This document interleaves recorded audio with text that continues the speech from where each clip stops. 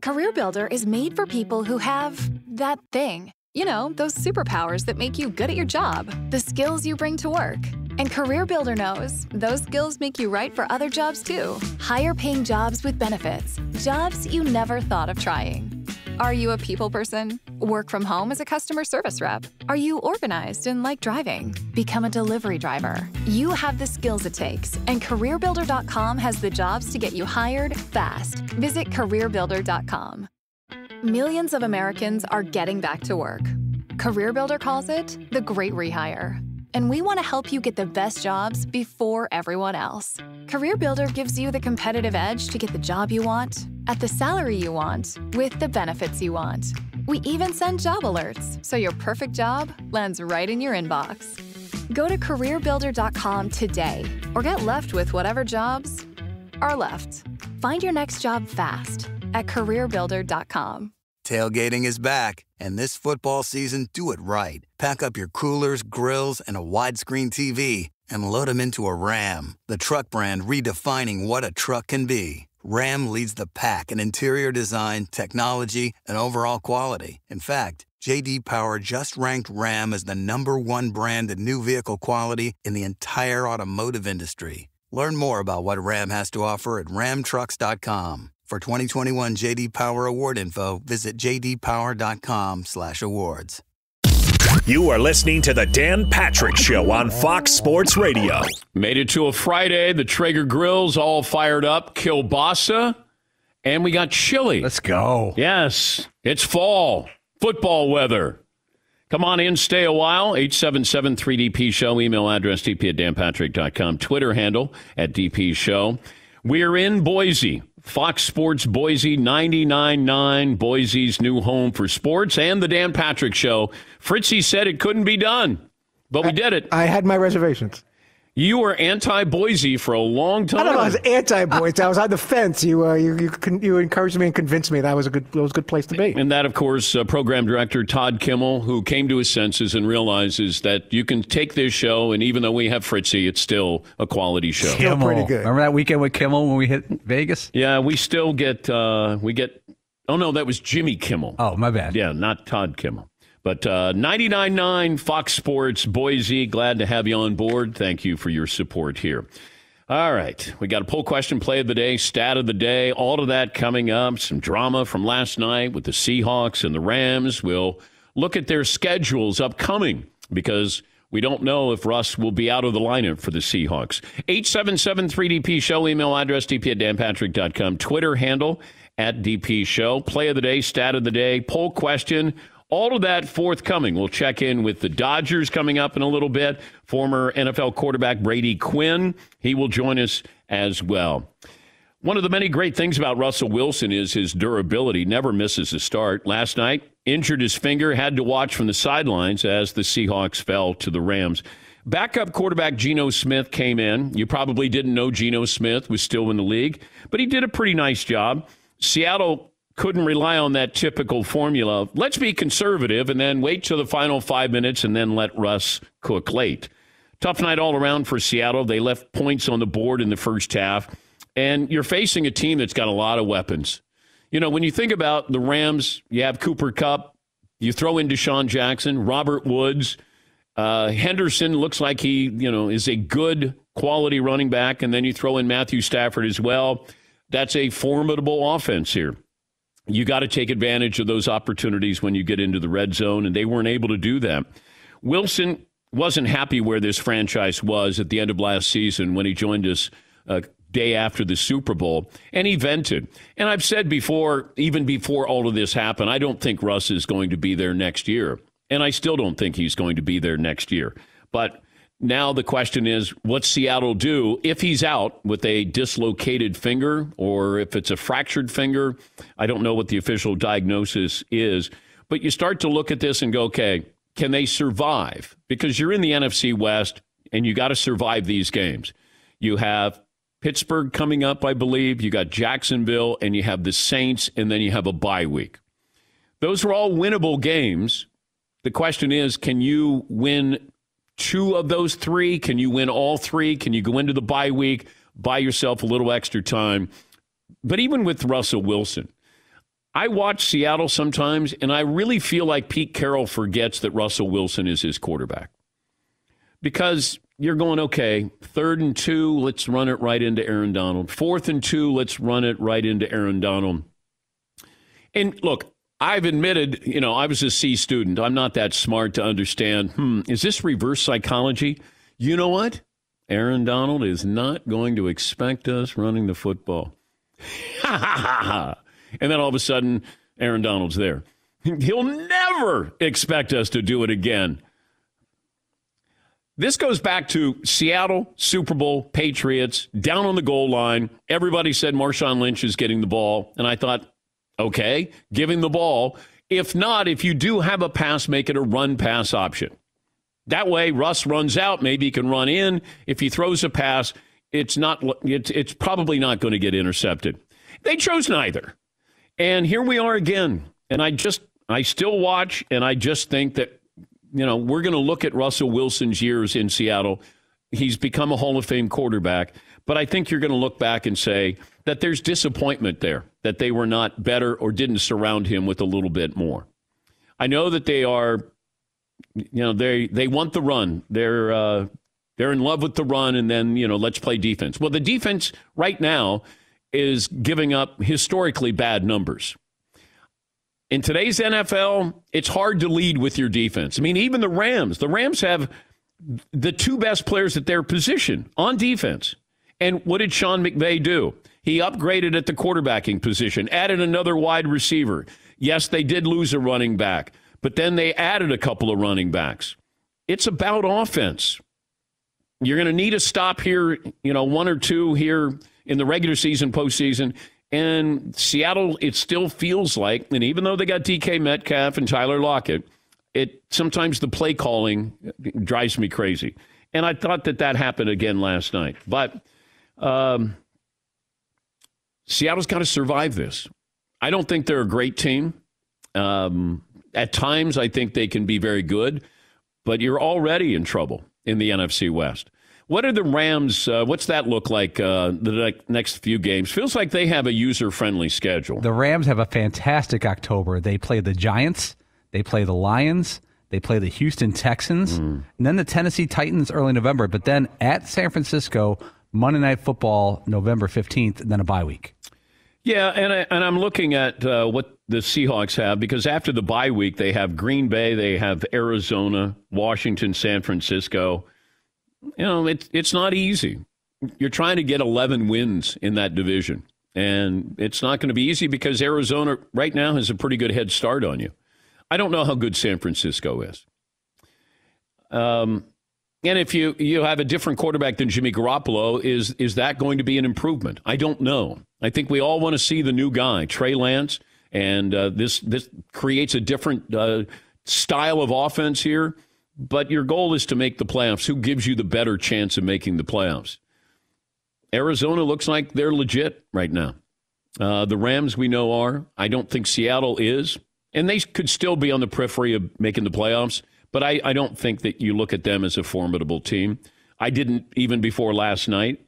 And San Francisco, there's still a curiosity there. It felt like what happened last year with all the injuries, and I think they had more injuries than any other NFL team. But I'm not sure. There's a question mark I have over San Francisco. Matthew Stafford talked about the Rams starting out 4-1 after last night's win.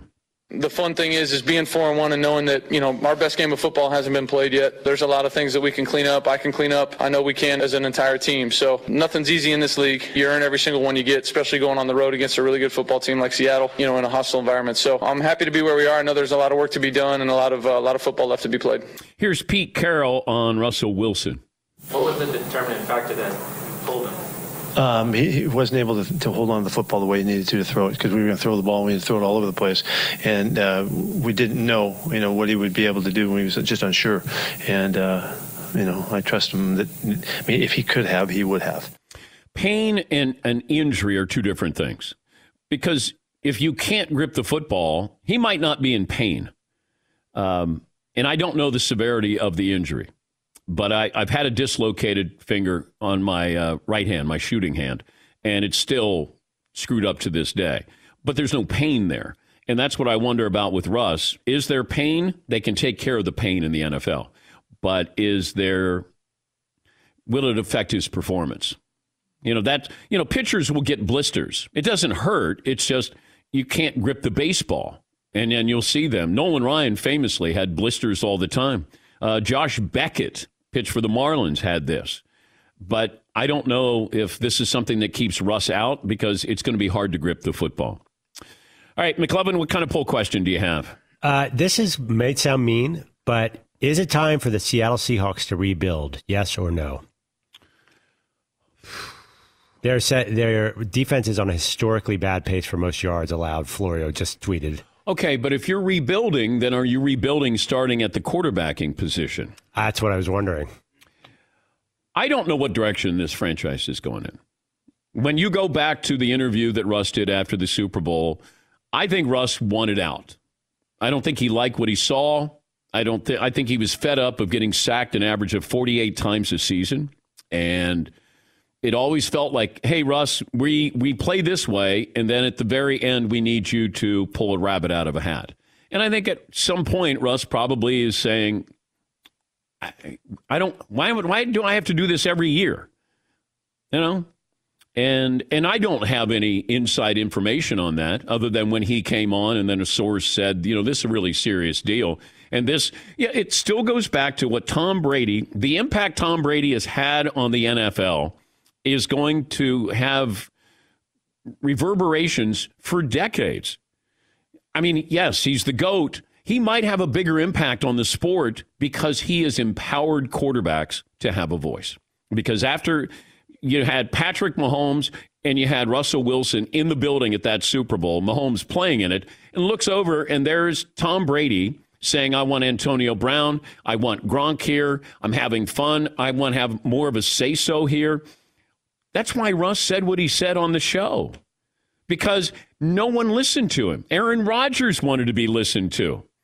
Deshaun Watson wanted to be listened to. That's what Tom Brady brought about, because he had an owner who stayed out of the way in Tampa, has a coach who was going to listen to him, and why wouldn't you? Aaron Rodgers wanted the same thing in Green Bay. Now they're sort of giving him that. But these new quarterbacks, young quarterbacks, they want that voice. Now, would I have given Deshaun Watson that voice at 24? No, I would not. Patrick Mahomes? No, I would not. I think you got to, and Mahomes maybe, but I don't know what you want to do with that voice. And what happens when I say no to what you want to do? I've talked about Michael Jordan famously wanting former North Carolina players on the roster with the Bulls. And they said no. And they did the right thing by saying no to Jordan. But Jordan never forgot it. Hey, I want Walter Davis here. Walter Davis was at the very end of his career and had gone through surgeries and was not a quality NBA player. But Michael wanted him. They said no. And sometimes you have to say no, because if I was saying to a quarterback, all right, you want to have a seat at the table? When we cut a guy to bring in the guy you want, why don't you go tell him you made that decision? Like, it's a big boy table we sit at here. But that's what Russ just wanted them to listen. And that's why he went public. And it wasn't by accident. When I started to ask those questions, and then I just threw out, you're getting sacked an average of 48 times a year. More than any quarterback in the last 10 years. And that's when he started to talk. And then he started to open up. And then I realized Russ had an agenda. He wanted to send a message to the Seahawks because the Seahawks weren't listening to him. Because Russ has been on this show 20 times. And usually Russ doesn't say much. Nice person, we like him, but he'll give you sort of stand pat answers, standard answers. This one, it was different. I knew it right away. And then that's when I went in for the kill to see, all right, what exactly is going to happen here? And then you had the fallout where his agent told Adam Schefter, hey, these are the 4 teams if you want to trade us. All right, message sent loud and clear. Got their attention. I don't know what happens. I mean, is it a fluke injury? Yes. But do I think Seattle's not, maybe they make the playoffs, but they're not a dangerous team because it feels like it's the same philosophy. And you're going to rebuild. Does Pete Carroll at his age, he's the oldest coach in the NFL? Pete's got a lot of energy. He must be using M Drive, but he's got a lot of energy. But also you're looking at the Rams and you're looking at Arizona. Those two teams look like they're pretty solid for the next couple of years. San Francisco just got Trey Lance. You got a rookie contract here. Like there's movement in the division, let alone the rest of the NFC. And I just think at some point, Seattle moves on and Russ moves on. Yeah, Paulie. One thing that drives me crazy when I watch the Rams, first of all, their uniforms are so close to being perfect. If they would just brighten up those jerseys a little bit, like the Dodgers, they almost look like they're tinted, like they're not completely clean. The Rams uniforms. About 5 times a game, the Rams run this run-pass option with the running back and Matthew Stafford. No one in the world thinks that Matthew Stafford is running the ball. My daughter's 10. She goes, Matthew Stafford's not running the ball. Yeah. They run that run-pass option, and Stafford does that little trot away without the ball. Yeah. No one's behind it. Yeah. Nobody. Yes, McLovin. Pete Carroll and Seattle. Pete does have a sixth sense of when to leave town, as I recall. So, yes, he does. And there happens to be another opening in L.A. I don't know. I'm just saying. You think Pete would go back to USC? He just has a sixth sense of when trouble is coming. But you would have to rebuild at USC. What's easier to do? Rebuild in Seattle, rebuild at USC? Yes. Also, is there a statute of limitations on certain sanctions that may be waiting? I don't know. All right. So what's the poll question we're going to go with? I'm going to save it, but I have one. Who most needs a quarterback next season? We might as well get the 2021 hot stove going. Wait, I thought you were going to save it. Yeah, I'm saving the teams. Oh. I got some good teams. Okay, no. Russ's next home, question mark? Okay, all right. Brats, dogs, and chili on the Traeger. Who's got it better than us? Nobody. We'll take a break. Our good buddy Ross Tucker was tweeting up a storm last night. He'll join us coming up, and we'll get to your phone calls as well. 17 after the hour. Yeah, we got 3 guests today, so it's a Friday Fritzy. You've been warned. Look out. Thank you, Todd. Take a break. Back after this. Mentioned the Traegers are all fired up. There's nothing better. You come in, temperatures around 62, 63 degrees, sun's coming up. You just feel fall weather, and then you walk into the grilling area. There's Tyler, the moderator, firing up the Traegers, putting chili on the Traeger. We got kielbasa there, and there he goes, Tyler, running out now. There he goes. There he goes. As Al Michaels would say. There he goes. Out to the Traeger grills. And look, it makes cooking great food easy, simple. You control the grill's temperature. It's like using an oven. Set it, forget it. Plus, Tyler can actually sit at his desk and control the temperature if he wants to. You can control your grill from your smartphone using the Traeger app. That means you monitor what you're cooking. You can change the grill settings without needing a timeout or a commercial break on a radio show. Check out one at your local dealer or visit TraegerGrills.com/DP show. Thanks for listening to the Dan Patrick Show podcast. Be sure to catch us live every weekday morning, 9 until noon Eastern, 6 to 9 Pacific on Fox Sports Radio. And you can find us on the iHeartRadio app at FSR or stream us live on the Peacock app. Good afternoon. Would you like to try a free sample of our double fudge brownie? Oh, sure. That's very good. I'll just take one more, just to be sure. Yep, still very good. Some things never change, like never being able to take just one free sample. And Geico saving folks lots of money on their car insurance. Is that macadamia nut I taste? Let me take one more. Sir? Yeah, I thought so. 15 minutes could save you 15% or more. Tailgating is back, and this football season, do it right. Pack up your coolers, grills, and a widescreen TV, and load them into a Ram, the truck brand redefining what a truck can be. Ram leads the pack in interior design, technology, and overall quality. In fact, J.D. Power just ranked Ram as the #1 brand in new vehicle quality in the entire automotive industry. Learn more about what Ram has to offer at ramtrucks.com. For 2021 JD Power Award info, visit jdpower.com/awards. I want to get back to being in my community group. I want to continue having a soccer season. So I can throw parties again. So I can go to her parties. It'd really be nice to dine in instead of getting delivery for a change. So I can feel safe and protected for myself and my students. We each have our own reason for why we're getting vaccinated against COVID-19. What will yours be? Visit getvaccineanswers.org for information on the COVID-19 vaccines. It's up to you. Brought to you by the Ad Council. Settle on a poll question. McLevin, you had one, you teased one before we went to break, and then we'll bring in our good buddy Ross Tucker. I don't have it finalized, but which team is going to be most desperate for a quarterback in the offseason? If I took all the one loss and below teams, you got the Steelers, the Texans, the Colts, the Vikings, the Dolphins, the Eagles, the Falcons, the Detroit Lions. That's the and then I guess you probably put the Broncos in there too. Well, the Steelers definitely. Yep. They have to make a change. The Texans. Yeah. They're going to be drafting somebody. But isn't it kind of, we never know, but it seems like it's not like a heavy quarterback draft, at least that we know about now. No obvious ones. But this happens every year around this time. Now, we did have Trevor Lawrence. You have had players where you go, oh, wow, that guy's going to be a first-round pick. Nobody knew Zach Wilson at this time a year ago. No one had Baker Mayfield anywhere close. No. So you're going to have, and people weren't sold on Lamar Jackson when, his final year at Louisville.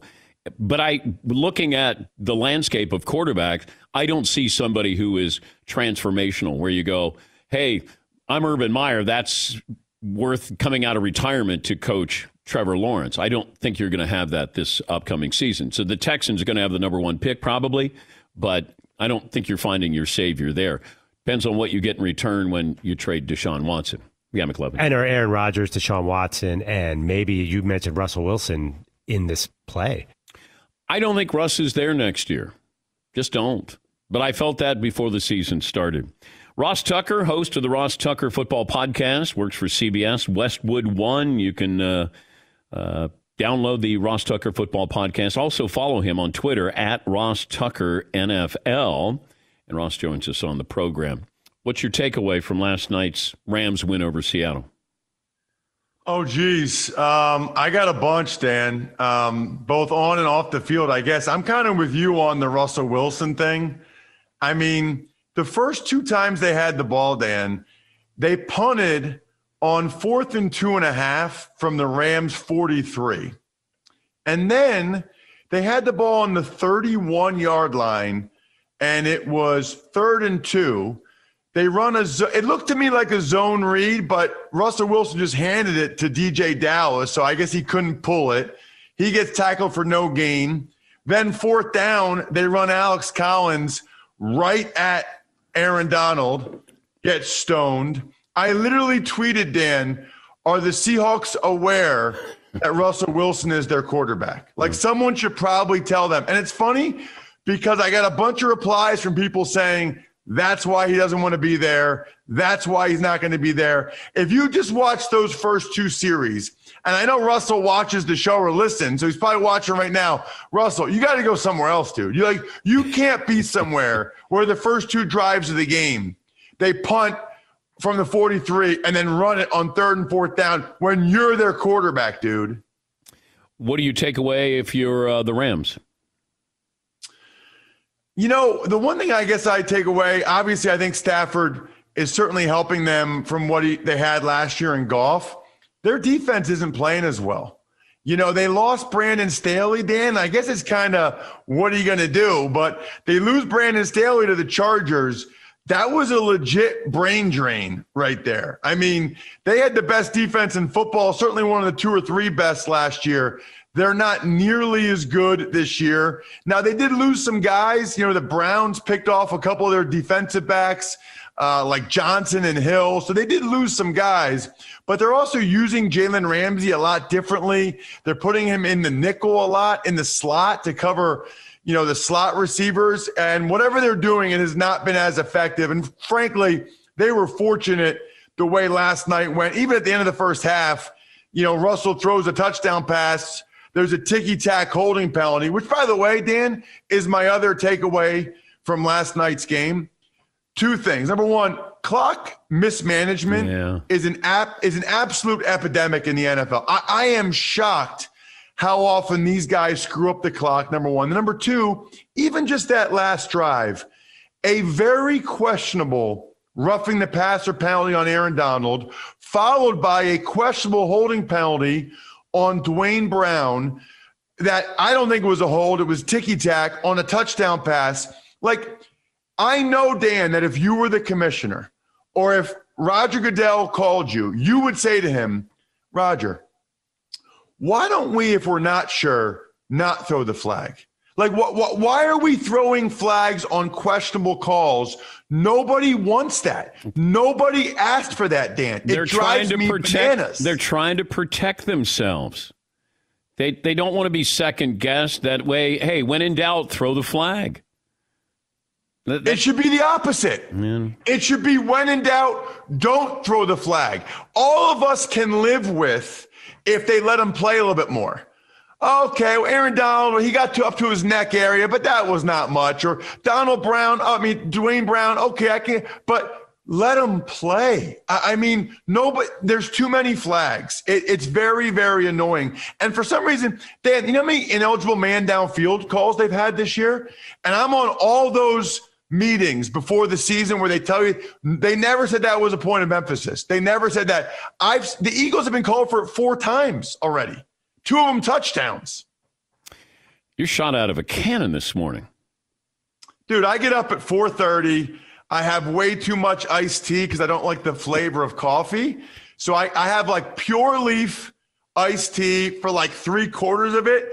And I put in just a little bit of Diet Snapple for the flavor. Yeah. Just a little bit of because the whole Diet Snapple, that's like too strong for me. So that's my morning mix, especially when I know I'm going on with you. Would you rather have Aaron Donald or Jalen Ramsey? Aaron Donald. Okay. Yeah, I think a defensive tackle, a dominant defensive tackle, is the most important position on a defense. Ramsey's very good, but you can so often just avoid him if you choose to. And even a defensive end, it's easier to chip those guys. Quarterbacks are so good at stepping up in the pocket when they run around the edge. You have a very impactful defensive tackle, you got problems. I mean, he had like 4 quarterback hits last night, 5 pressures, 8. I mean, he is maybe one of the best defensive players. My rookie year was 2001. The best guy I ever played against, best defensive player, was Ray Lewis. I hope people realize, like, Aaron Donald's that kind of player. Like, when they do 10 years from now, Belichick does that show and they do the top 100 players ever, Aaron Donald is like a top 20 all-time football player. Talking to Ross Tucker, host of the Ross Tucker Football Podcast, also does work for CBS and Westwood One as a color analyst. We were thinking about this. How many teams have had the 2 best defensive players at their position in the league? The Rams have that with Jalen Ramsey and Aaron Donald, right? Yeah. Okay. I was thinking about the Ravens, Ed Reed and Ray Lewis. Yeah. I don't know why this came to my head, but, and this is kind of before my time, Dan, but Mean Joe Green and Mel Blount. Well, you also had Jack Lambert and Jack Ham. Jack Ham was good. Yeah. But I don't know if they were considered the best linebackers at their position. But Mel Blount at the back end and you had Mean Joe Green certainly were. I'm trying to think who else comes to mind. Did the Cowboys have anybody? You had Randy White or Bob Lilly, but I don't know if you had anybody in the back end that was the best. Was there anybody? I'm trying to think. Was there anybody in the front 7 when they had Dion in Dallas? Well, Dion was in a variety of places. So I'm trying to think that with Dallas, did they have a Charles Haley? Was Charles? But I don't think. You know what? I don't know if he was the best, but he was very good. I'll give you another one, and Paulie would probably suggest this. Richard Dent. I don't know if he was the best DN because of Reggie White, but he was close. And I think Mike Singletary was the best middle backer. So when the mid-'80s Bears had a shot there. How about Warren Sapp, Derek Brooks, John Lynch. And Rondé Barber was up there, too. Yeah. And Simeon Rice. 4 Hall of Fame guys. Yeah. And you had Simeon Rice as well, who was a very good player. To have it at all 3 levels of the defense like that, too, no wonder they won the Super Bowl. Yeah. James Harrison, Troy Polamalu. I would say, Harrison was Defensive Player of the Year one time. Yeah. So, yes. And then Polamalu was probably the best safety that year, although I was always more of an Ed Reed guy. Those guys were just, that's another one of my takeaways from last night, Dan. The Seahawks are paying Jamal Adams a lot of money to look that bad in coverage. Yeah. I mean, but was he ever a coverage guy, though, Ross? Wasn't he a guy he was a guy who came up to stop the run? No, he's like a linebacker. Yeah. And I don't know why they're using him as a deep middle of the field, half field safety, but he did not look good in that role. I don't know. They need to blitz him. He needs to be in the box, but he's not Polamalu. He's not Ed Reed, but they're paying him like that. He's not that kind of player. Are you a Baker Mayfield fan? I am, but I thought last Sunday was the worst he's ever played, probably by a decent amount. And I think the Browns are going to have a real decision on their hands because. Would you pay him, though, $45 million a year? No, I would not.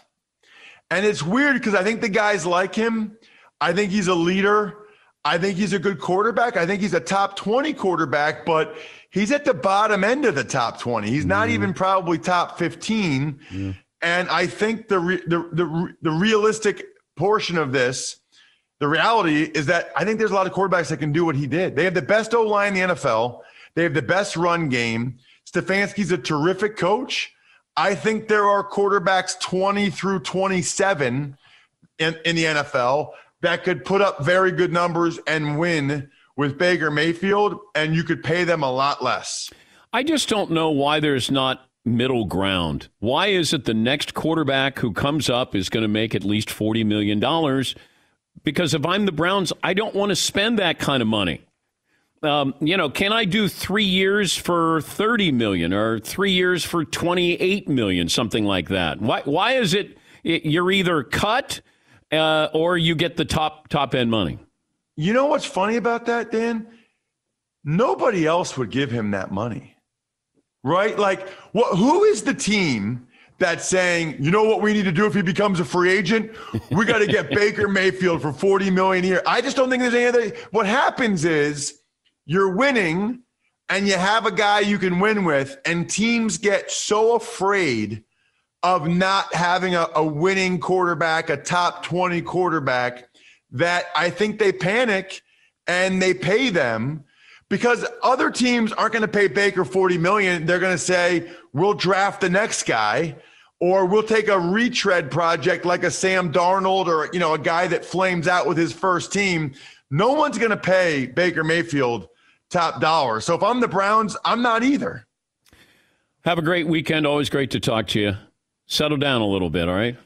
I will. I'll calm down now. Sorry. Wait. Hold on. McLovin needs you. What? Ross, we queued you up to talk about Buddy Ryan's Eagles defense and Reggie White, Jerome Brown, Clyde Simmons. You could Eddie, 2 defensive players there. You grew up like me on the Eagles. Yeah, but Reggie was the best at his position. The other guys weren't.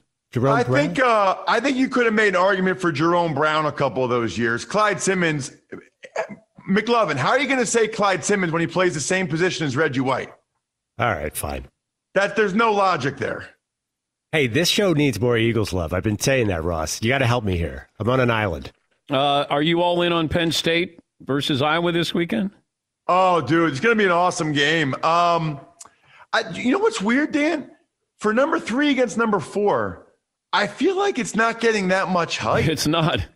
Why is that the case? Like, I feel like because people are talking more about Oklahoma, Texas, or the SEC games. It's number 3 against number 4. Iowa doesn't get coverage. Never happens. Iowa doesn't get coverage because we buy into Iowa, it seems like every year at some point, and then they find the banana peel. This is the game that they would typically lose. I don't know, man. I watched them against Maryland. They are very good. But look at here what's crazy. I know I love your college football stuff, Dan.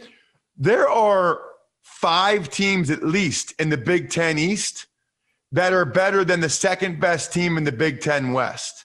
Like, it's just they got to do something about it. It's just not equitable. I mean, if Iowa beats Penn State, they're going undefeated.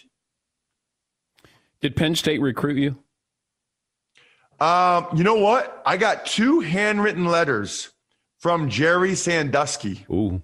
Believe it or not. Ooh. The first one was to come to camp over the summer, but I knew I would run a bad 40 time, so I didn't do that. The second one was you should walk on. But you know what's weird? When you're in high school and they ask you to walk on, I just figured I wasn't good enough. So I thought, okay, I'll go to Princeton or Harvard.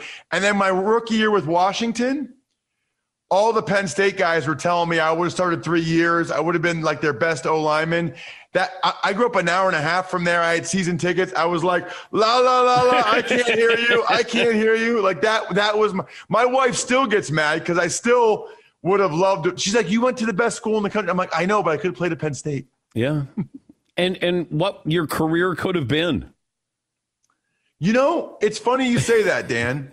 No, I because in all sincerity, I probably would have been like a 3rd or 4th round pick. I don't know if that really makes much of a difference, but your entry point matters, right? Like being an undrafted free agent, the only spot I could make was being the 9th and last guy on Marty Schottenheimer's first team in 2001. And then it's kind of always an uphill climb, and your draft status always stays with you. Whereas if you go to one of those bigger schools and maybe you're a 2nd or 3rd round pick and they're invested in you, it does make a difference. There's no question. Keep your head up, okay? All right. See you guys. Thank you. That's Ross Tucker, one of our favorites. Nice. Host of the Ross Tucker Football Podcast. Follow him on Twitter at Ross Tucker NFL. He's fun during a game. Following him on Twitter, he's really good. Always entertaining. All right, we'll take a break. We got our play of the day up next and your phone calls next. Dan Patrick Show. Thanks for listening to the Dan Patrick Show podcast. Be sure to catch us live every weekday morning, 9 until noon Eastern, 6 to 9 Pacific on Fox Sports Radio. And you can find us on the iHeartRadio app at FSR or stream us live on the Peacock app. Hey, this is Jason McIntyre. Join me every weekday morning on my podcast, Straight Fire with Jason McIntyre. This isn't your typical sports pod pushing the same tired narratives down your throat every day. Straight Fire gives you honest opinions on all the biggest sports headlines, accurate stats to help you win big at the sportsbook, and all the best guests. Do yourself a favor and listen to Straight Fire with Jason McIntyre on the iHeartRadio app, Apple Podcasts, or wherever you get your podcasts. If you're a predator, you can see things that other people can't see. So you can be stalking someone and they would never know it. My name is M. William Phelps. For the past 20 years, I've been immersed in the world of true crime as a New York Times best-selling investigative journalist and host of the true crime podcast, Paper Ghosts. Now I'm hosting a new weekly podcast from iHeartRadio, Crossing the Line. Get ready for the uncensored truth, interviews with top experts, and stories of the missing and murdered you have not heard anywhere else. I mean, he was the master manipulator of coercive control. Every time a case is solved, it gives the people that are close to the victim a little bit of hope that answers will come someday. It turns out that the dead guy worked out at the same gym. Listen to Crossing the Line with M. William Phelps on the iHeartRadio app, Apple Podcasts, or wherever you get your podcasts.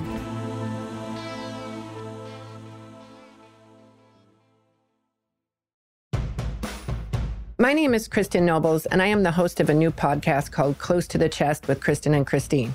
I have been chronically ill for over 20 years, and a doctor told me she believed that my breast implants were causing an autoimmune disease that was attacking my body. That is when I learned about breast implant illness. This disease is not my fault. I am not going to allow BII to define who I am. Listen to Close to the Chest with Kristen and Christine every Wednesday on the iHeartRadio app, Apple Podcasts, or wherever you get your podcasts. You met the kid, right? I did. He seemed like a killer to you? Cavalry Audio, in association with iHeartRadio, presents the new podcast, Verdict. Do you know what he thought about her? They were fighting about me. What makes you say that? Money, plain and simple. Always is. People who got it don't like people who ain't. The studio responsible for the hit podcast, The Devil Within. I can't lose another son.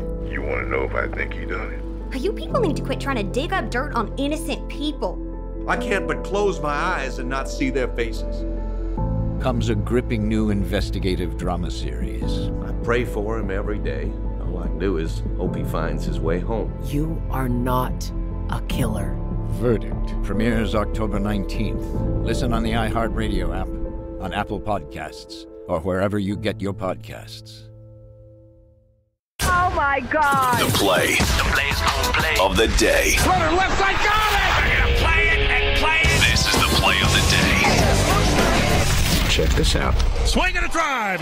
Deep to left field. This one is way out of here. Randy Arozarena with his first of 2021. And it's 4-0 Rays here in the fifth. Taylor leans all the way in, making a 90-degree angle. Arozarena heads for home. The throw. He has stolen home. And it's 5-0 Rays. Yep, that time of the year, it's Randy Arozarena time. Postseason. 2 hits, home run. He's still a rookie, believe it or not. His third postseason. 11 home runs in his last 20 postseason games. That's tied with Carlos Beltran and Jim Thome. Second most all-time in a 20-game stretch, behind Babe Ruth, who hit 12. WDAE, the Rays radio network, with your play of the day. Play of the day brought to you by the great folks at Panini Trading Cards, the official trading card partner of the Dan Patrick Show. Hottest rookies, biggest superstars, all-time greats. Only one place to collect them all. Panini Trading Cards for instant classics, autograph cards, memorabilia cards, rare inserts, hottest rookie cards. Start or continue your collection now at PaniniAmerica.net. Yes, Paulie? I understand there's technical rules with Major League Baseball, September call-ups, AAA, all that stuff, that amount of time in the league, at-bats, games, you could still be considered a rookie. However, if you've played for 2 different teams in 3 different seasons, in 3 different postseasons, and you're the ALCS defending MVP from the 2020 ALCS, you're no longer a rookie. Yeah. Technically, I'm sure you're under the wire. Yeah. I don't like it. I don't know if anybody's that upset today that he's listed. I know you are. I know. And I like Randy Arozarena. But it's a Friday. It's a meat Friday. I mean, should Aaron Rodgers been eligible for Rookie of the Year his 4th year in the league when he became a starter? Yes, McLovin. Paul, can you say who you want to win it instead of Randy Arozarena? Back to you, Dan. Thank you, Paulie. Good call. Arozarena is the first player with a straight-out steal of home in the playoffs since Jackie Robinson, Game 1 of the 1955 World Series. Yeah, baby! Stat of the day. Stat of the day. Stat of the day. Here comes that what? Stat of the day. Fritzy says don't take phone calls, but Todd. Could take a couple, I guess. All right. Why not? Let's Friday. Go to Paul in Iowa. Paul, what do you have for me?